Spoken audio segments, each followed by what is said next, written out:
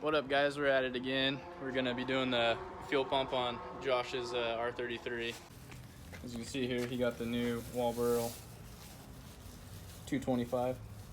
255 is a little inside joke. So the issue that we're having is this is for an S chassis, and this is obviously an R chassis. It's R33.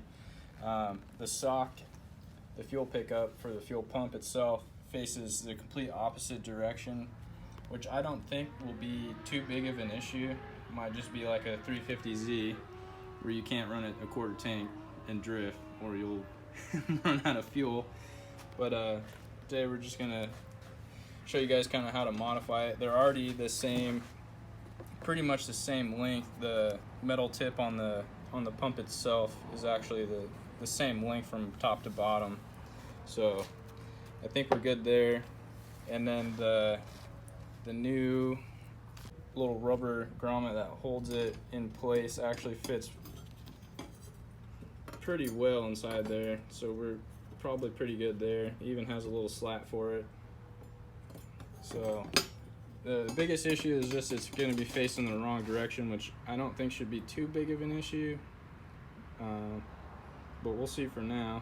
So the most important thing when you're putting a new fuel pump in is make sure you put this thing on, or your sock will fall off into the tank, and which isn't a super horrible deal, but could definitely start sucking up things that are in the tank. You don't know if your tank's clean or not unless you have taken it out, cleaned it out, or put a new one in.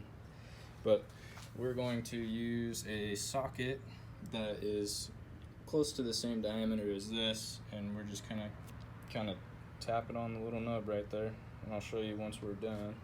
Okay, so this was the socket we wound up using. You want to put that on there, Josh? So we just kind of set it on there, and then we used a little hammer just to tap it on, and she's good to go. No wiggle or nothing, so she's snug. So one important thing to do is always make sure that you leave yourself enough wire. I went ahead and measured the old wires with the new wires and cut them to the exact length that they were. And then we used the supplied splices that came with the Walboro. These are already crimped. Always a good thing to check is to give them a really good tug. And then we're gonna go back in and put a little bit of heat on them so that these are heat shrink down. Alright, so this is what the final product looks like. Don't think it's gonna go anywhere, but I want to put some zip ties around this just so it doesn't move too much, but looks pretty good to me. So now we're putting the fuel pump back in. Apparently those splices weren't heat shrink, they're just regular splices, which is fine. I probably would have liked to heat shrink them, but then again, it's not really a big issue. And then that holds your wires to the fuel line.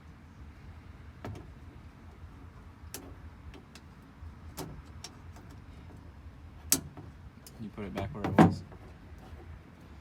I'm so anal about that. I like to find where the groove was that the clamp was on the fuel line, and I'll put it right back in its whole spot, because sometimes they will leak. I mean, in here it's probably not a big deal, maybe. Actually, yeah, it would be a big deal. Alright, and then slide this thing back down. It goes sitting right there, and then you can put the wires around that. It's kind of cool. I don't know if that's factory or not, but it's pretty cool. I'd assume it's factory because that's fuel pump's never been out. Yeah, that was kind of a pain in the ass, wasn't it?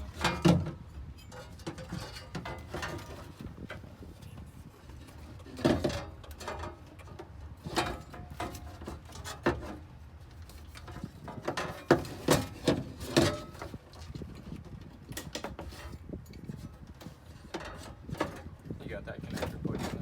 Yep.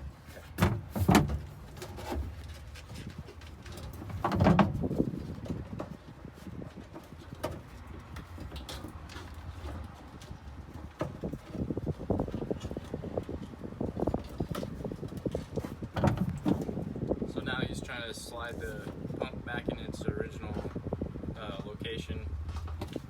There's like a little bracket that the fuel pump bracket slides onto. And like I said in my previous video, I've never seen anything like that. Alright, so Josh got the fuel pump hanging in there. We just wanted to test it real quick, so we, just hooked up the battery lightly. The fuel, the actual fuel line that comes out of the fuel pump, we hooked up just in case if it started spraying some fuel. And then we turned the key, and sure as shit, she's working now. So if you want to maybe turn the key, just so maybe, I don't know if you guys will be able to hear it. So we know the fuel pump is now working.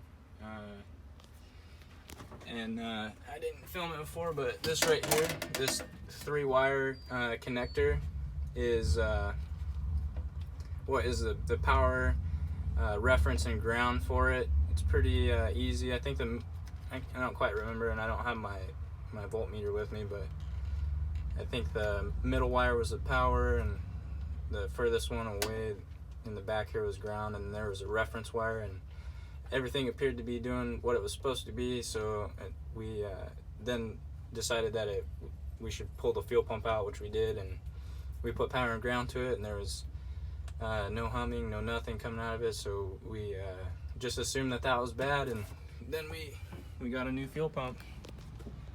And now this sweaty boy who's been working in this Japanese sweatshop has got a running and driving R33 again. Again, for next month. For the next month. So we finally got it all back together. We're sweaty as fuck. Clark's not wearing a shirt. It's kind of hard to tell because he's so pale. Those are tattoos, actually. I still got my ponytails. But yeah, we struggled for a while trying to get the gasket that kind of goes inside of the tank. Normally it's an O-ring. This one was like an O-ring like this thick, and the full circumference of that fuel, I don't know what you call it, honestly. But we got it all back together, back to OEM. We still have the connectors loose, but we're gonna go ahead and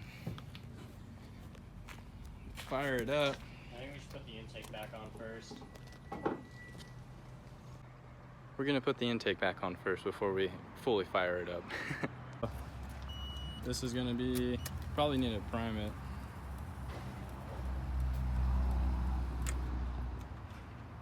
What was that? Is the battery dead? It might be. Oh wait, the terminal. Oh. No, they should be on. I bet they're pretty loose. Yeah.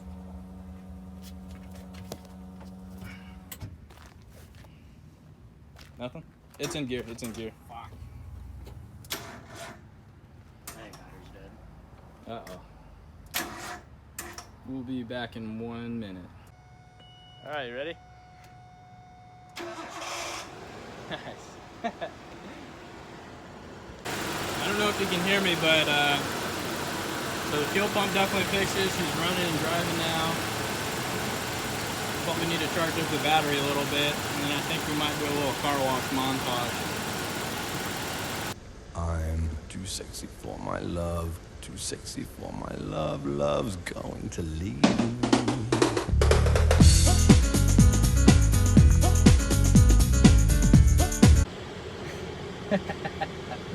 I pushed the photo button again.